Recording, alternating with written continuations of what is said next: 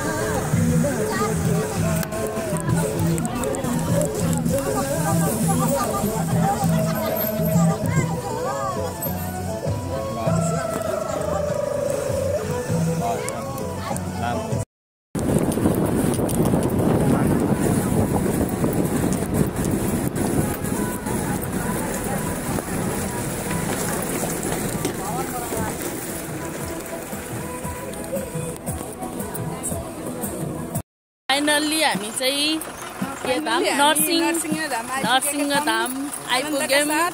अब हामी साथीहरु गर्मीले नआत्तिनु होला नुहाउन भनेर हिँडेको। अब कस्तो छ है पानी चाहिँ, पानी कस्तो छ हेरेर अब नुहाइन्छ। अब राम्रो रहेछ भने चाहिँ नुहाइन्छ। अब हेरौँ उता गएर कस्तो हुन्छ है त। म अब त्यहाँ गएर बनाउँछौँ। पानी नै टाउका हालेको हेरौँ अब त्यहाँ गएर उता सङ्लो छ कता तातो चिसो होइन। हामी चाहिँ नरसिंहधामको नुहाउने स्नान गर्ने ठाउँतिर लागिरहेका छौँ। ल हेर्नुहोस् त कस्तो राम्रो ठाउँ रहेछ। बुढी गण्डकी र के को मेल हो?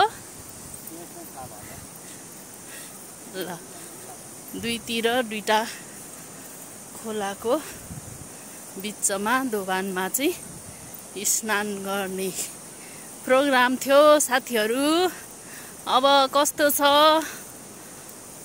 जलको हुट? ल नमिल्ने जस्तो छ के हुन्छ। ल यहाँ शिवजी पनि हुनुहुन्छ, नन्दी बाबा नि हुनुहुन्छ। ल हर हर महादेव, बम बम भोले। ल स्नान गर्ने ठाउँ आइपुग्यो साथीहरू।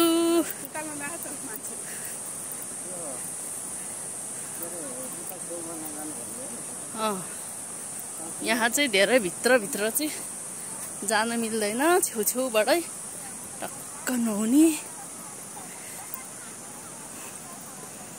ल यता एउटा दोभान, यता एउटा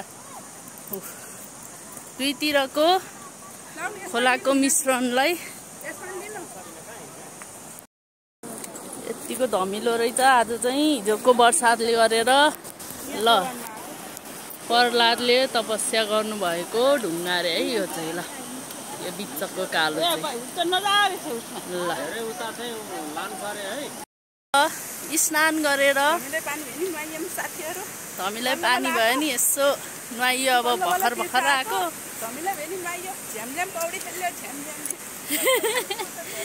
अब हामी फर्किँदैछौँ।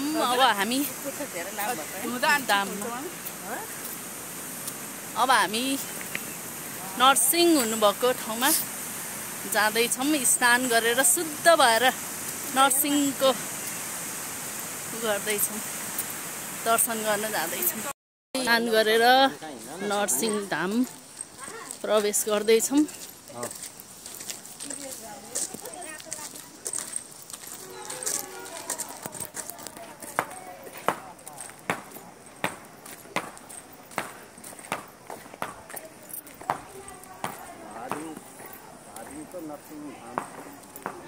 धादिङ स्थित नरसिंहधाम।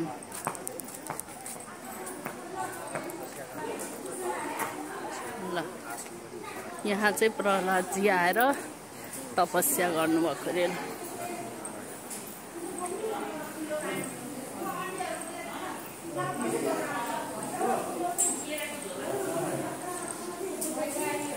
हामी चाहिँ यहाँ बत्ती बाल्नलाई रेडी हुँदैछौँ।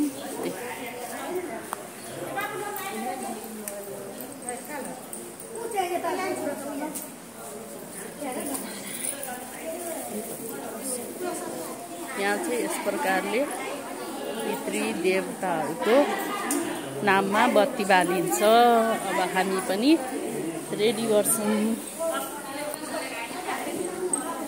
हामी चाहिँ यहाँ रेडी गर्दैछौँ। अनि यसरी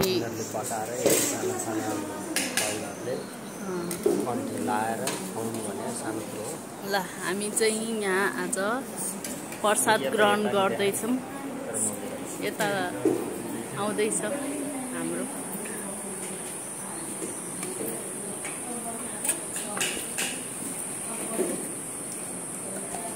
अनि कस्तो लागिरहेछ त आज आश्रममा खाना पाउँदा?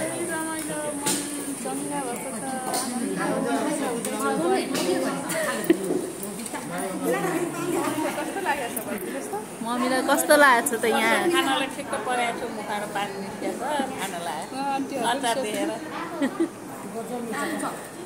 आन्टी कस्तो लाग्यो? मिठो छ, मिठो छ। आन्टी भन्नु मिठो छ। तातो छ। तातो तातो खान पाउनु पर्छ।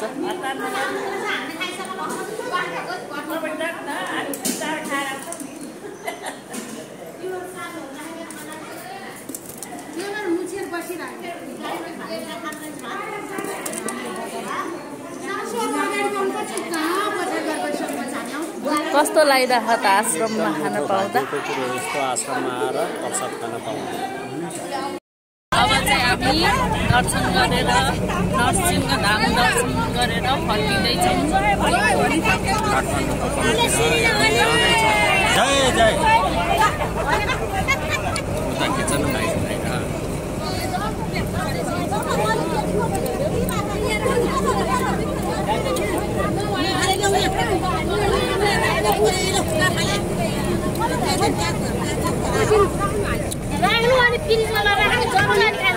आजको भ्लग चाहिँ यहीँ सिद्धिन्छ साथीहरू। आज चाहिँ एकदम रमाइलो भयो।